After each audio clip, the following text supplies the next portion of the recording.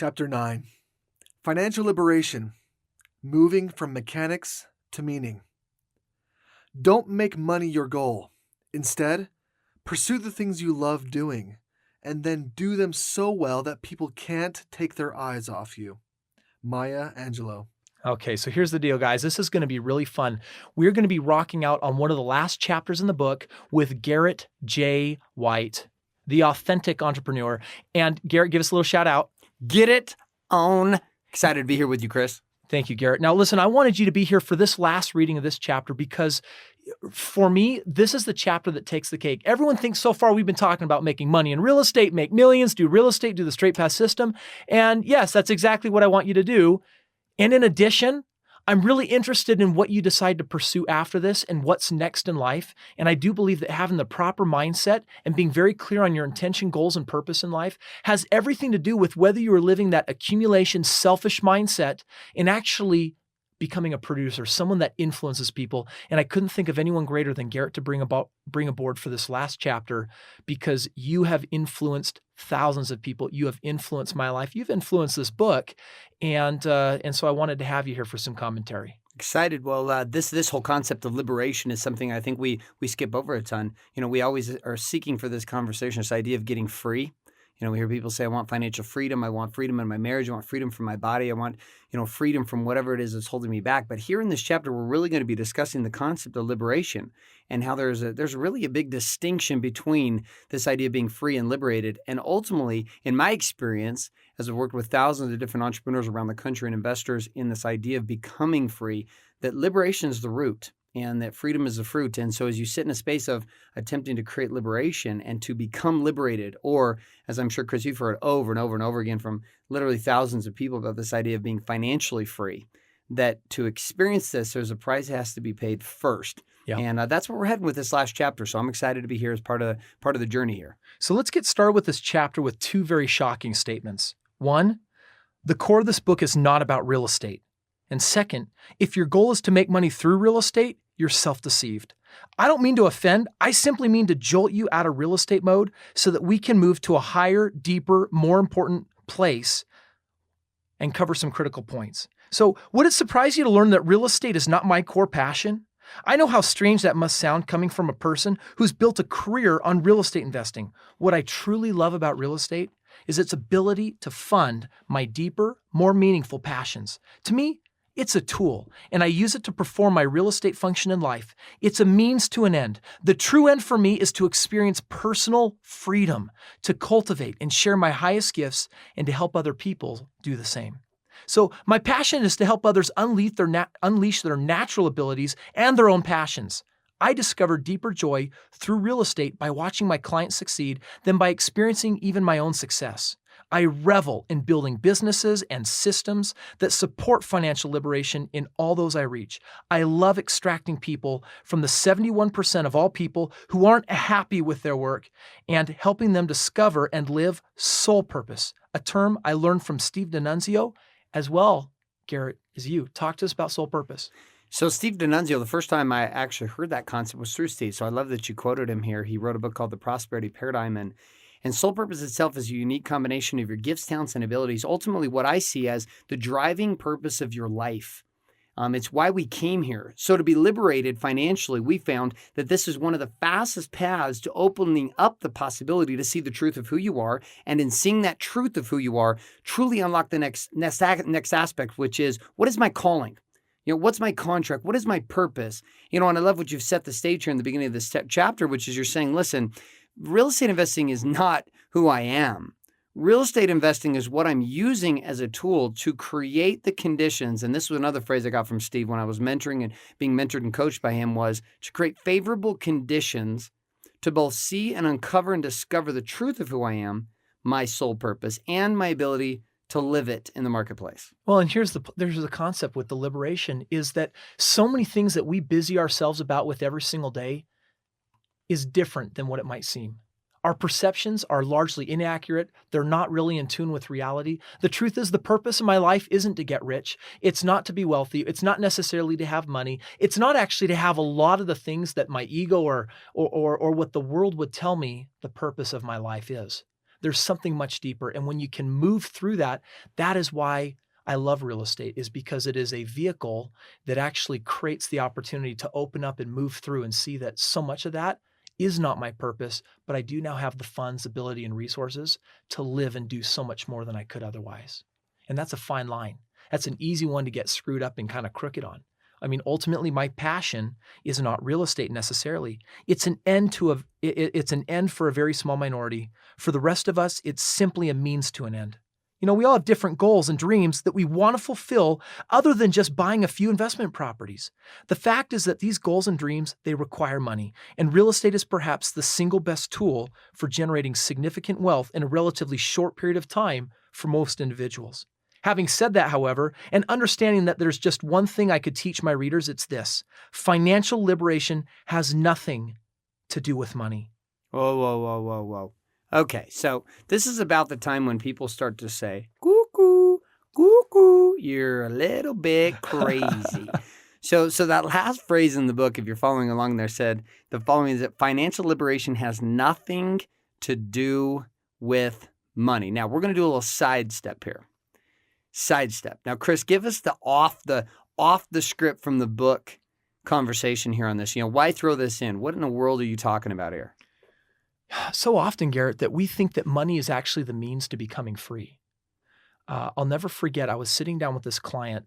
This was probably a year ago. They sat down in my office and we were making their $1 million game plan.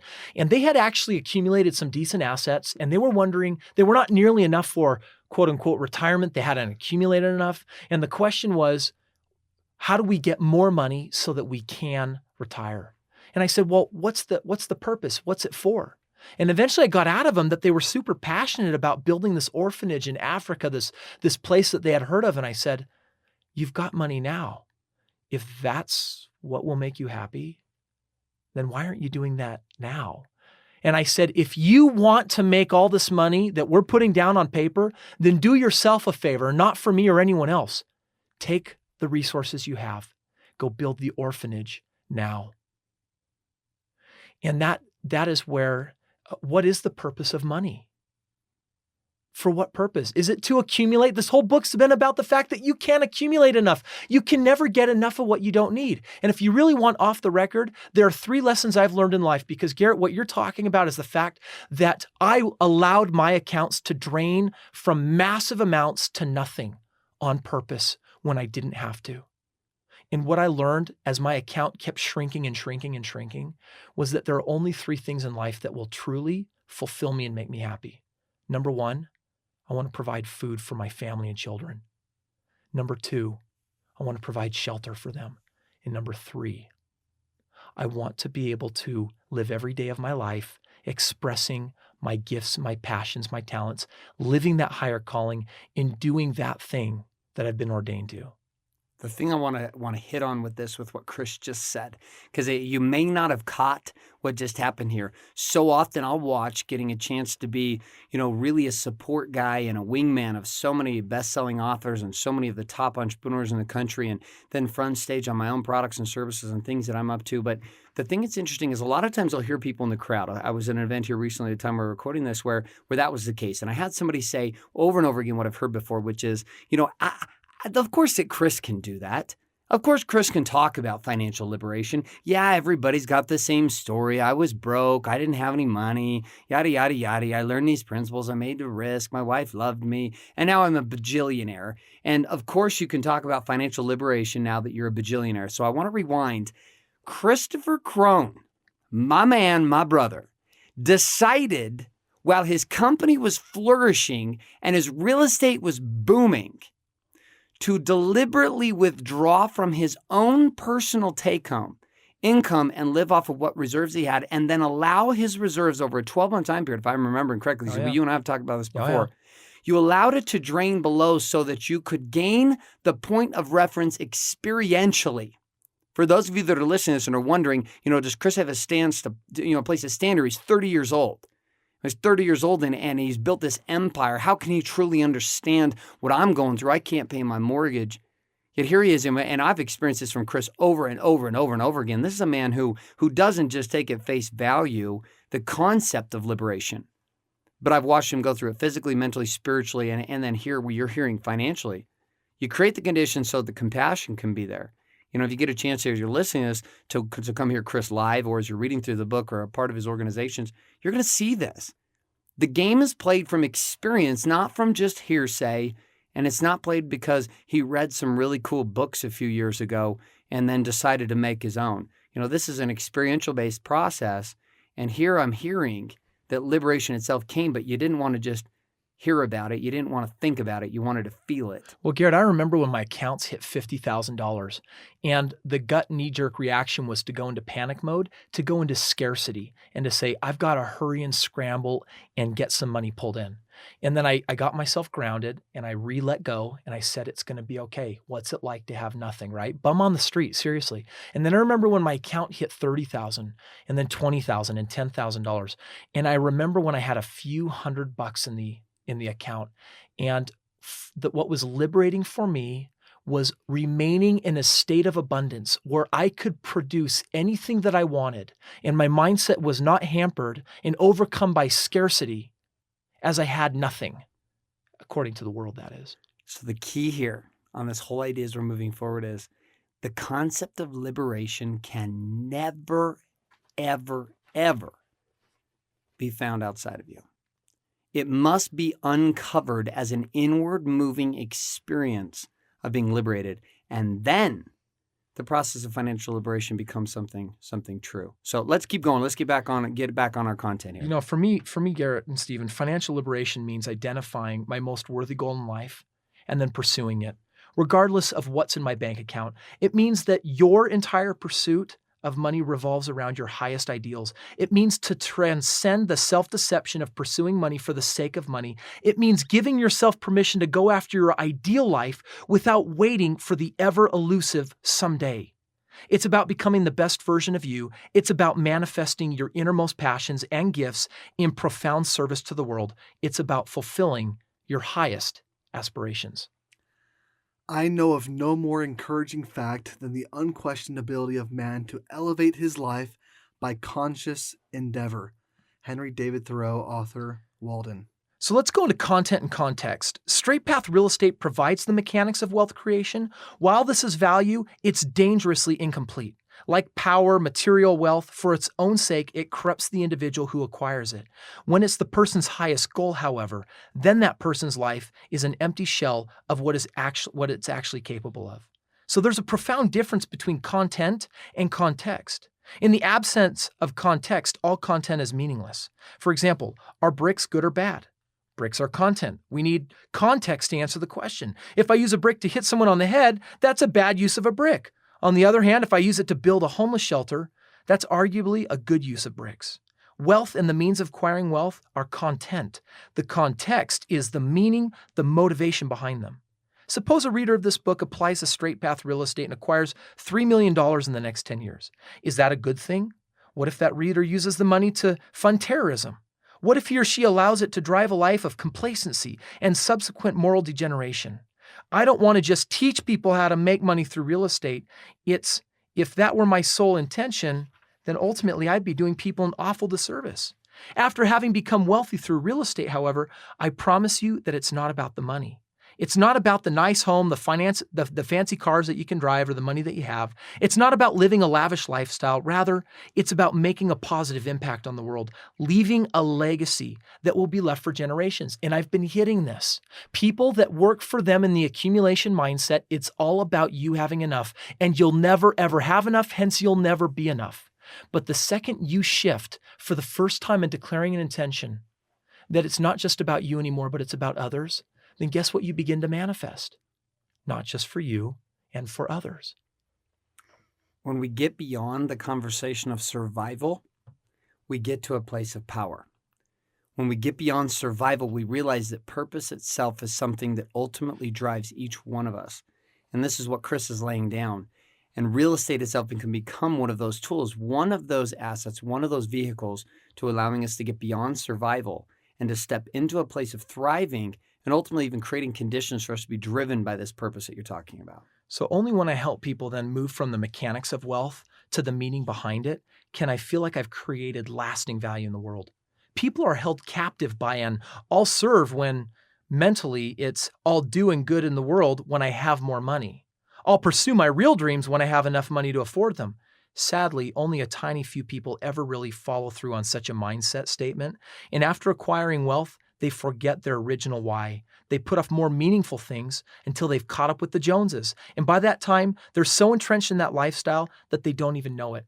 The biggest reason, Garrett, why I wanted to see my account drop to zero was because I noticed after building my multi-million-dollar house and buying things and cars that the list of having things and possessions, there's no end to it.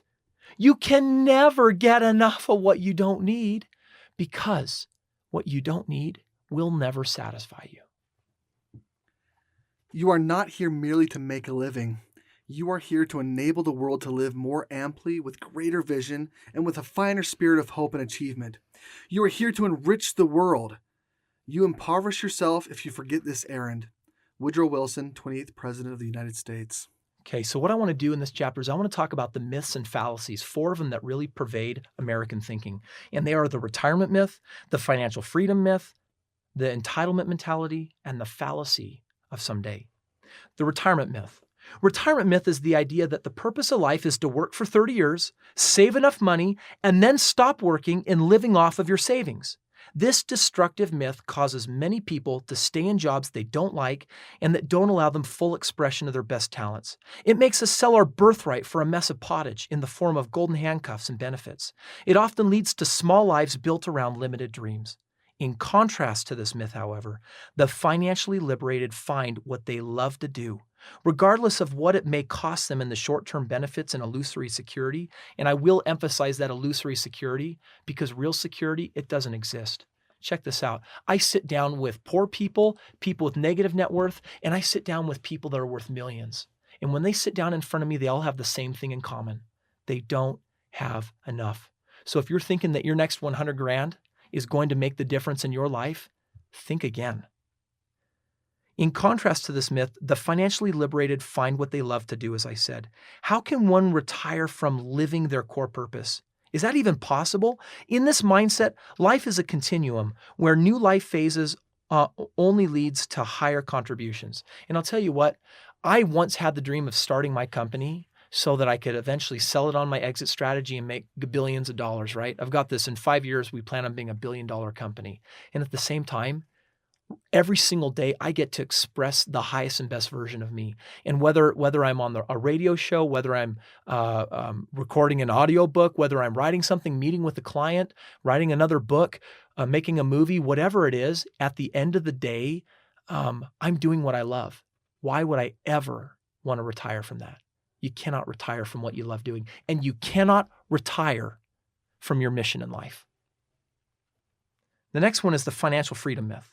The core difference between those operating under this myth and those with the retirement mindset is that these people are just a little more ambitious. They don't want to wait until they're 65. They want to be free now.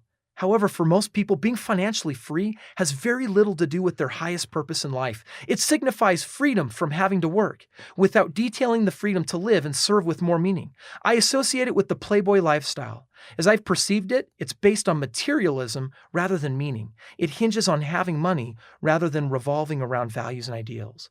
And once in a while, I'll get someone that will be brave enough to say, "Kris, if you're so wealthy, then why are you out here in the workspace trying to help people?" And that tells me so much more about their mindset than it really does about me. But more than this, my issue with financial freedom is that it's definite, it's dependent upon externalities. When will you be financially free? When you're worth $1 million? When you've got $3 million of liquid cash? When your house is paid off? Is there not an internal liberation that one can achieve in spite of such external circumstances? Is it possible to transcend time and account balances and be free regardless of living your higher purpose? Now, we've also got the entitlement mentality. I'm not alone in believing that Americans, through ease and plenty, have developed an entitlement mentality. We feel entitled to retirement, to comfort, to job security, to healthcare, to work benefits. This leads to wallowing in victimhood rather than achieving victory. It leads to the relinquishment of personal responsibility and perceiving that other people owe us our desired lifestyle. Rather than proactively pursuing personal fulfillment, we wait around for other people and circumstances to fall in place. We wait for our ship to come in rather than swimming out to meet it or simply creating it. The crazy thing about the entitlement side of the experience is that it plays in directly to the conversation of love. It plays into the conversation of producing financial fruit in your life. It plays into even the conversation of being with your children. Imagine how crazy it would be if you felt entitled to love. And what ultimately I've seen with the entitlement mentality is that it always puts you in a place in which you're waiting for someone else to act and create for you. So as sitting in a marital relationship, you could be sitting in a space in which you're waiting for your wife to love you first or your husband to love you first, with you always willing to show up second. Financially, we see the same thing. We wait for someone to show up in our lives first with money. Give us money and then we will be givers. Give me love and then I will love. And here's the thing that has been my experience, which is the complete opposite of the entitlement mentality and totally destroys this myth. You want to be loved? Start loving. You want to be receiving increased financial fruit in your life? Start giving it. Be the change you want to see. Totally. Yeah, I love it. This last fallacy is about someday, and I do get super passionate about this one because someday I'll own a business. Someday I'll take a trip to Europe, and someday I'll run for political office. Someday I'll lose weight. That's a good one. Yep. You've heard these and other similar thoughts expressed, or perhaps you've even expressed them yourself. I know I have. We all do. The problem is this. When is someday? There are certainly things that require planning and patience, but someday is but a counterfeit of such wisdom and perseverance. The lack of money is just a symptom of the lack of purpose in one's life. Money can't fill that void. In fact, with the Straight Path system, if we're really honest with each other, if you're enjoying this book, if you're coming to get to know my company and you're liking what you're seeing, it's because you don't have enough vision in your life. So you know what? Borrow some of mine. Borrow some of my light. And if it is going to assist you in getting your engine started and figuring out your higher meaning, your higher purpose in life, great. But you know what? Don't procrastinate it for someday. Do something now. I know I've borrowed light. I know I've borrowed vision from many of people that have allowed me to jumpstart mine. And I hope that that's what's happening for you. Just be aware that fallacy of someday is what ultimately, with the entitlement, pushes everything off and keeps us from really manifesting what we want in life. Now let's talk about moving from the mechanics to the meaning then. So here's my question for you. What do you really want to be and do in the short time you have on this earth? Have you defined this clearly enough? Are you willing to sacrifice for it? Are you willing to transcend myths, fallacies, and limitations in its pursuit? Are you willing to become financially liberated and live for purpose and meaning beyond money? To maintain an attitude of abundance in the face of challenges and trials, to overcome scarcity in all its destructive forms? If so, then go after that meaning. Make it your true end and relegate Straight Path Real Estate to its rightful place as the means to that end. What if you got your priorities straight now before you became financially successful rather than waiting like most people do? How much pain and wasted time and energy would that save you? What if you set out to serve, having the faith that money would follow, rather than setting out to make money with service as a faint afterthought? How much more would you impact the world and contribute to peace and happiness? What you leave behind is not what is engraved in stone monuments, but what is woven into the lives of others. Pericles, Greek statesman. So, I've always been impressed by Bill and Melinda Gates. Having amassed a fortune, they formed the largest transparently operated charitable foundation in the world. The foundation improves the health of those in developing countries by giving them the chance to lift themselves out of hunger and extreme poverty. And in the United States, the foundation seeks to ensure that all people, especially those with the fewest resources, have access to opportunities they need to succeed in school and life. In 2007, having given more than $28 billion to charity, Bill and Melinda became the second most generous philanthropists in America. What strikes me about this, however, is that every individual has the potential to play just as big a role. Within each of us are dreams that are every bit as important as what Bill and Melinda have accomplished. Most of us simply lack the funding to bring them to fruition.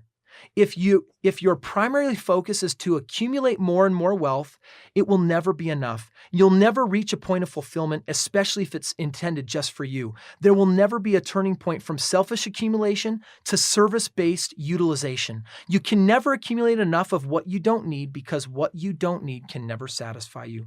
But when you choose financial liberation, you'll always feel fulfilled. And that's whether you have billions of dollars in your bank account or not a penny. Balance, peace, and joy are the fruit of a successful life. It starts with recognizing your talents and finding ways to serve others by using them. Thomas Kincaid, painter. So, financial liberation is best achieved by understanding that our lives, gifts, and resources are our stewardship. We're caring for something that is not our own. We tend to take better care of things that belong to others than we do for the things that even belong to us. We enter this life with no material resources and we leave with nothing. Everything we're blessed with during our lives is a gift to be utilized wisely and unselfishly. In fact, I was going running in the canyon last week and it really hit me like a ton of bricks that life is for giving and not for taking. Are you a forgiver or a foretaker? Are you a giver or are you a taker? What are you creating with your life? Those who understand money as an entrustment and live accordingly receive more. So this is a stewardship. Material accumulation can become a sickness. In the name of security or recreation, we can accumulate so much that our possessions actually possess us. The wise steward is a utilizer, not an accumulator. Steward investors understand that there are much bigger purposes than earning money for purely selfish reasons. And this understanding gives depth, context, and passion to their investing. It infuses them with meaning and motivation. And such investors are also charitable. Whether you call it charity, tithing, or karma, it's a universal teaching that when we serve others and give of ourselves, we always get paid back in multiple blessings. And while I'm not qualified to tell you what you should do with your money, I found charity to be a true principle, and I invite you to consider it. My experience is that most people already practice charity in some shape, form, or another, so I doubt I'm introducing anything necessarily new to you. It's just really common sense. Our service facilitates joy in others, makes the world a better place, and everyone benefits when love and service are extended, including and especially those on the giving end. Charity is at the heart of the sustainability issue that I frequently raise. So many investment strategies and systems fail, and they fail because they fail to serve. If an investment doesn't make the world a better place, it will always fail. In this sense, the service is not an afterthought, but rather the priority. It's the primary intention of abundance and abundant-minded individuals and successful investors. I encourage you to be generous and discover the best motivation for accumulating wealth because, by the way, in one of the worst economies we've seen, the only products, the only services that are thriving in great abundance and prosperity are the ones that what, Garrett? The ones that came from us. Yeah, and the ones that give. You weren't ready for that, were you? I didn't know where you were going. The point that I'm making is you've got to have the best on the market to achieve and succeed and to win. And if you've got anything less, it's not going to happen. Your product has got to be creating the most value, and value is just another way of saying service. Got it. Okay, so now I'm on the same page with you, which we're really talking about here is being alignment with what we're serving. So if you're talking about forgiving business versus for taking, if I'm in a forgiving economy, then I'm really discussing the concepts of the businesses or the products or services that are coming from me in the giving nature and alignment. Yeah, you threw me a curveball and I swung and a miss. You're doing great, Garrett. Garrett's, we were spiritual spouses almost for a while, right? Yeah, that was good. That'll freak people out. That was really good. It was my business boyfriend is another name for it. That's scary. Yeah. So here's the deal that I want to end with, guys. Anyone can read this book. Anyone can apply straight path real estate and become wealthy, and they can do it in a safe manner in a relatively short period of time. But the true message behind the system is that it can empower you to fully live your dreams and manifest your passions. And not for selfish reasons alone. It can equip you with the tools and resources to live your sole purpose, which can have profound impact on the world. The lesson I hope you'll learn is that it's not about the money. It's about what you can do with the money. And when you get clear with that, You can have everything and anything you want in this world. Money is value neutral. It's the mindset and actions of people that give it value. So by the way, what value are you attributing to money? And what are you creating with it? And is it possible that there's a part of you that is anti-money and feels like you don't trust yourself with it and you feel unsafe with it, and that's what you've created, as opposed to actually recognizing it as a tool for doing so much good in the world? I invite you to become an investor of depth, substance, and wisdom. I invite you to choose financial liberation. And if you properly apply straight path real estate, it's inevitable that you'll become wealthy. That's no longer in question. Your wealth is assured. The deeper, more important question is what you're actually going to do with the wealth and who you'll become in the process. So let me throw you another curveball, Garrett. Creating wealth. What is your big soul purpose? And would you mind sharing it with people? Sure. So I figured out what it was like to make a lot of money and become what I call a prostitute for profits, which is really to be driven by money outside, right? Because I thought I was going to get all the things you're talking about. I thought it was going to be free. I thought it was going to be safe. I thought it was going to be secure. And you'll typically find those words, safe, secure, and free, all in the same terminology. And what I realized is that the more I pursued those, the more it was impossible to get them. So as I lost everything here roughly 2.5 years ago, the beginning of 2008, January 2008, and then coming into here to 2010 as we're doing this recording, I've realized that my stand itself is what gets to drive everything I do. And my stand today is very, very simple. I stand to be a thought leader at the moving forward motion of a revolution, bridging the gap between two very powerful worlds, the worlds of spiritual transformation and the conversation of financial production. Ultimately, what I call learning to get paid to play. How do I create a game that's an inner revolution from inside out that takes people from being in a place of money being the taskmaster to ultimately those of being in position and in power, of having purpose drive everything that they do? So for me, it's really easy. I had somebody today in a comment, my tagline, my signature line of my emails on all my emails that go out daily to our organization, to our teams is, with love, your brother in light, Garrett J. White. And one of the individuals talking to one of my business partners, Brett Harwood, and said, I just have a real hard time with this Garrett J. White character.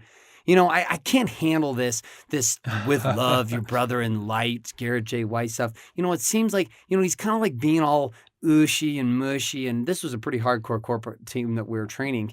And Brett said, yeah, I totally get what you're talking about. It seems ridiculous that he would do something like that. And he said, I think it's crazy. Don't tell him, though. He actually believes he's your brother in light. Like, that's the crazy part. Like, he actually believes that, and he shows up that way. And you know what's crazy? Whether he's your brother in light or not, here's what I'll tell you.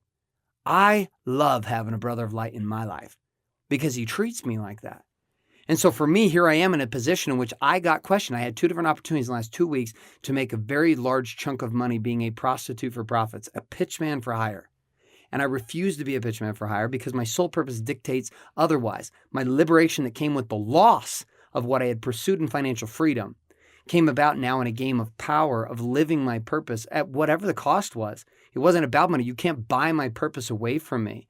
My purpose cannot be replaced by dollars. And just like you experienced, but let me tell you something about Kris. He has this uncanny ability, this unique spiritual gift, this amazing talent to watch the experiences of his friends and family and those he sees in the marketplace and watch them take horrendous experiential falls and then learns how to create them in ways that are drastically less painless, but just as powerful in the learning.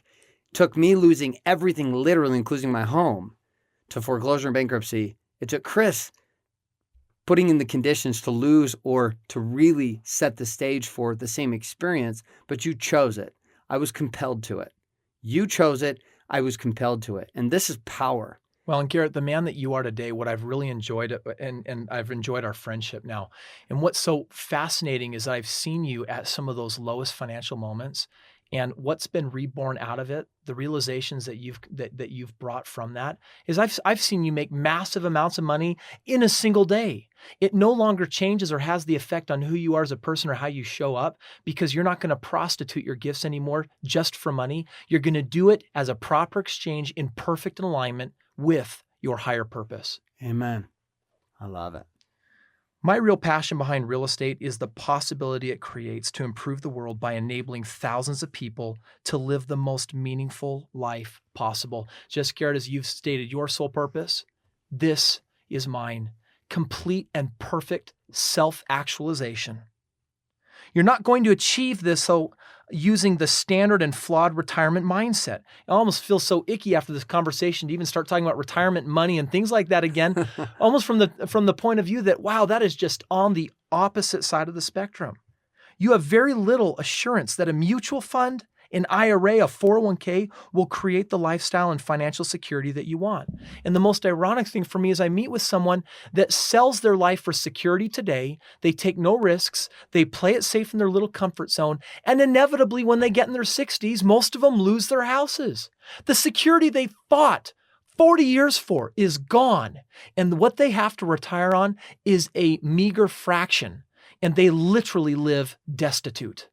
The saddest part about that is to watch those who literally take their lives over this situation and to watch the increasing certainty that doesn't exist in their life by having built a foundation in their finances and a foundation in their life, that certainty and liberation was found outside of them, standing in a place ultimately of deception. The seed of greatness embedded in your soul is nothing short of holy. I know most of us feel this in our quiet, most intimate moments. And if more of us viewed our lives in this sacred light, how much pain and suffering would be alleviated and even eliminated? How much wiser would our daily choices be if we considered them in the context of this deeper, higher consciousness? Freedom is useless if we don't exercise it as characters making choices. We are free to change the stories by which we live. Because we are genuine characters and not mere puppets, we can choose our defining stories. We can do so because we actively participate in the creation of our stories.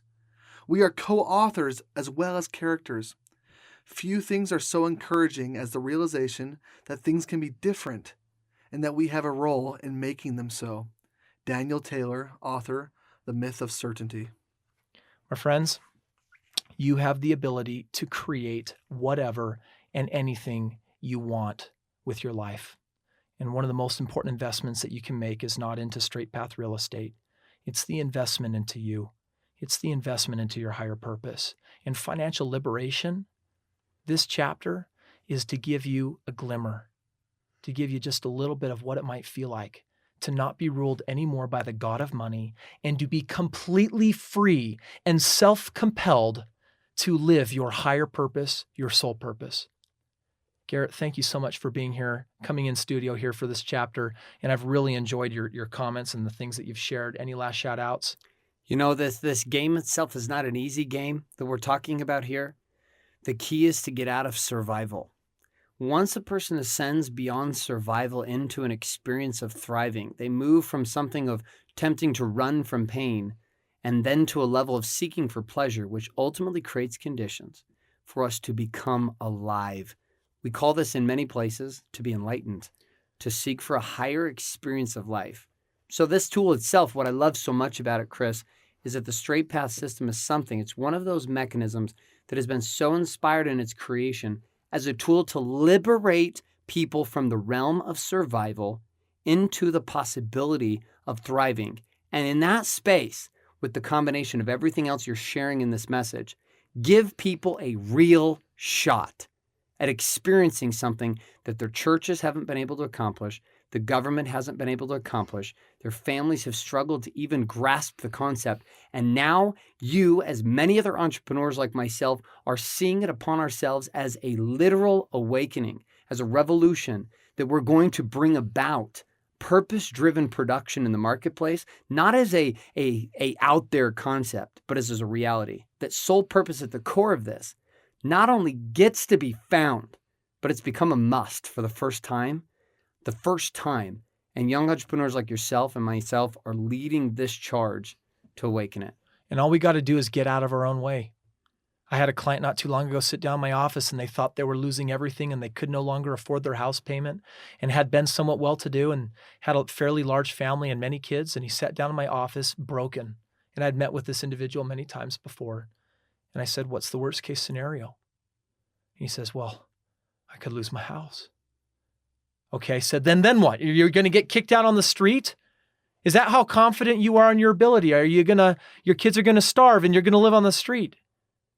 And he said, no, I'll always be able to provide some kind of shelter for my family. And I'll always be able to provide some food for them. And then I said, so what legacy do you want to leave them? The fact that you are able to cheat yourself from your higher purpose in life in the name of security, or that you were able to give them the example of purpose? And that's my hope for everyone listening here, is that you can get clear on your higher purpose, and that and ask yourself and talk to your spirit, is straight path real estate your highest and best option to help create the funds that you want to move into that higher purpose? And if so, I encourage you to take the next steps. If not, then I'm enjoying the fact that we've been able to have this conversation together. So either way, best of luck.